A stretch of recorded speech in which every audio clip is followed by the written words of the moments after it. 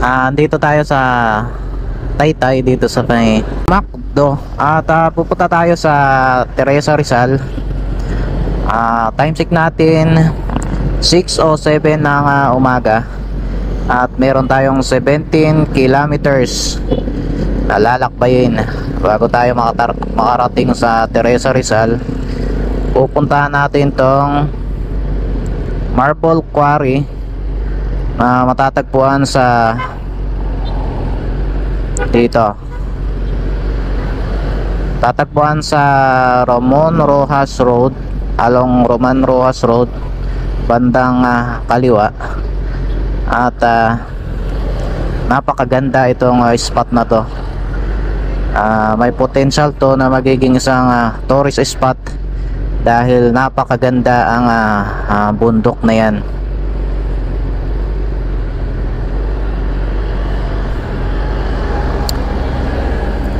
So yung bundok na yan, quarry, marble quarry na nag-stop ata way back a year ago.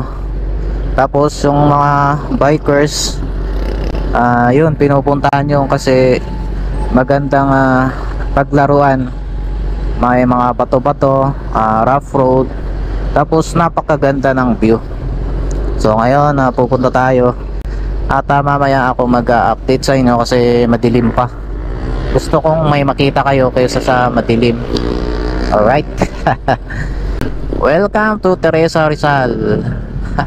Ito yung overlooking view. Ganito pag umaga. Yan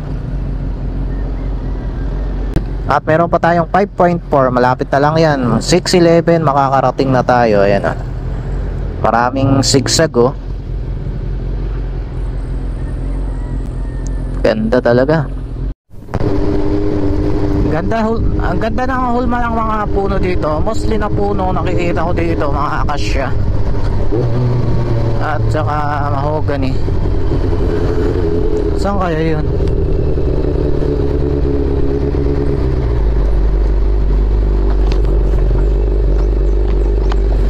Pwede bang pumasok dito sa ayan, doon sa may quarry, yung pinagbabaykan ng mga nakabike. Ito ba yun? Sa baba? Sa unahan? Oo, sa quarry. Sa unahan? Malapit lang ate? Pang bandang kanan? Thank you. Wala pala dito. Sa kabila.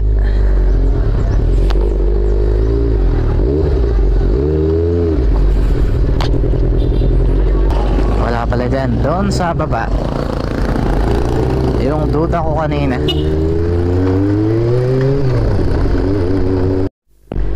So dito na tayo. Ito yung nakikita ko kasi yung pinag-e-entrancean Ayan Quarry 2. Ayan yung quarry dyan. Pwede daw pumasok along the road lang Punta natin. Okay, yay!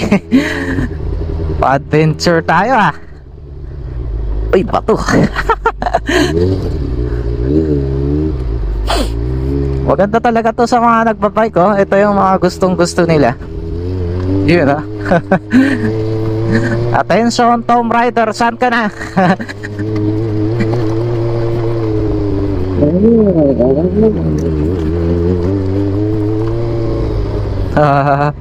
Wala natin ang gulong na pang enduro.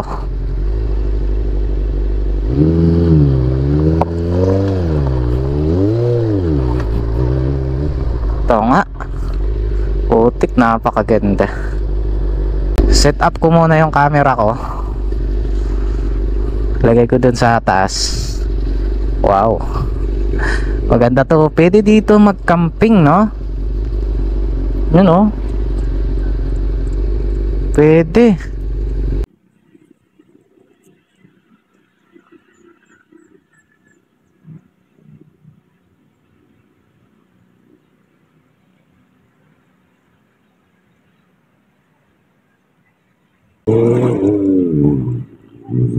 Alright,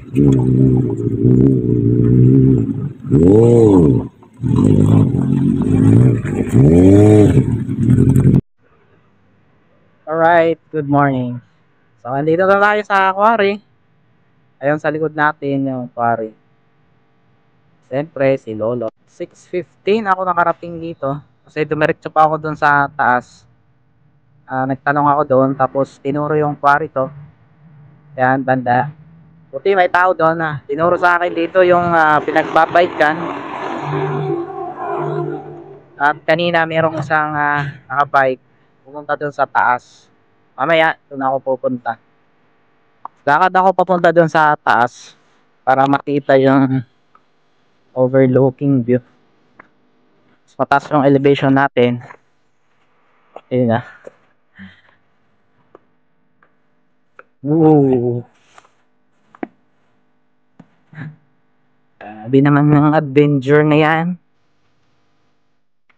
Alas oh.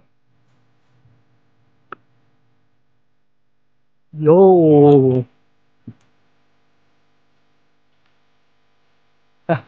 May puno pa sa taas.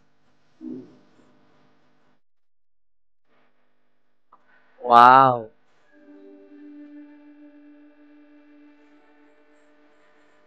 May sea of clouds to, no?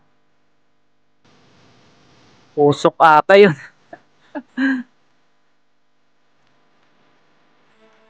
Ang bundok na yan yung pinakamataas.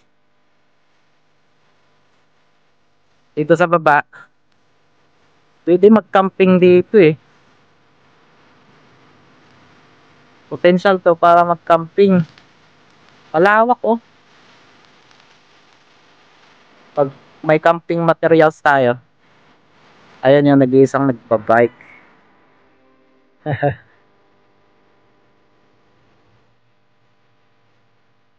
Mga senior citizen na to.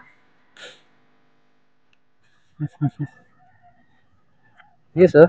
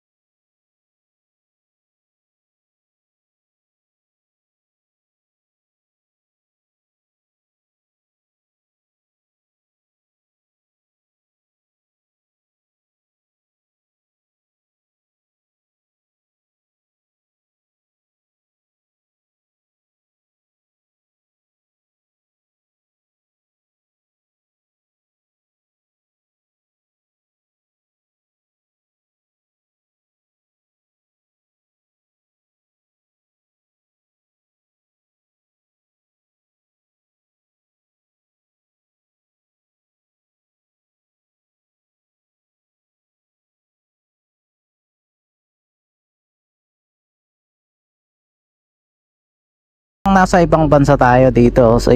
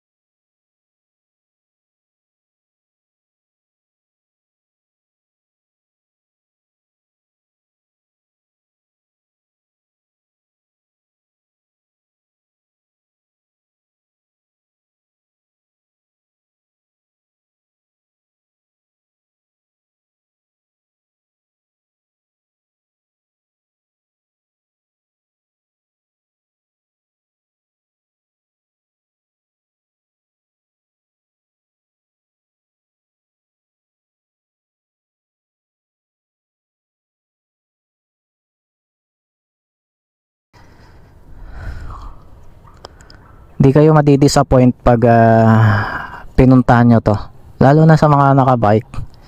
Ayun ang mga bike, yan mga dinadaanan ng mga bike yan hanggang dun sa dulo. Kaso yung motor ay hindi na pwede kasi yung sa gilid may damo-damo na. Maganda to, may potential to para maging isang campsite. Dan yung paligid niya.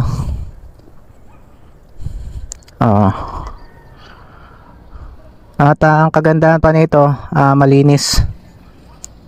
Wala akong makitang mga plastic, yung mga pinagkainan. Malinis.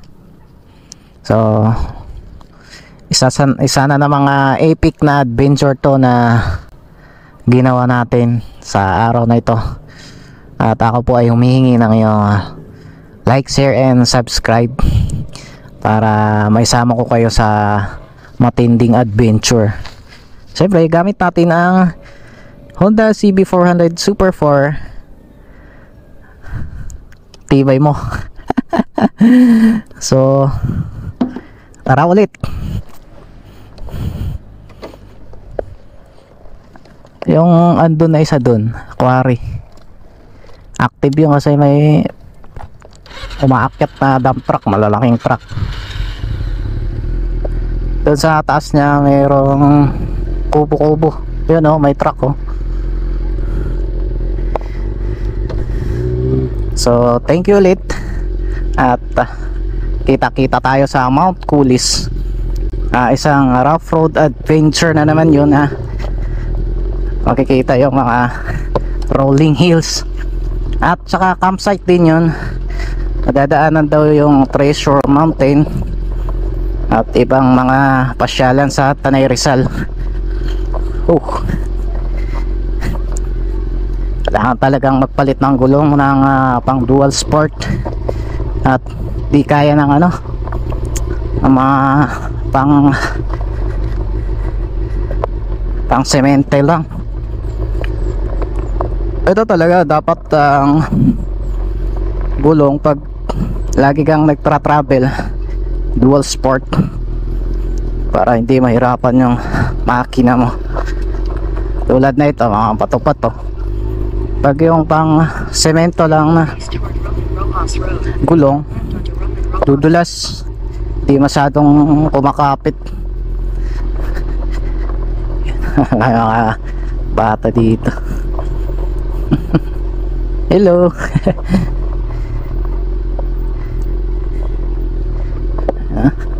Kayang-kaya naman ang motor natin kasi medyo malampot yung gulong sa likod.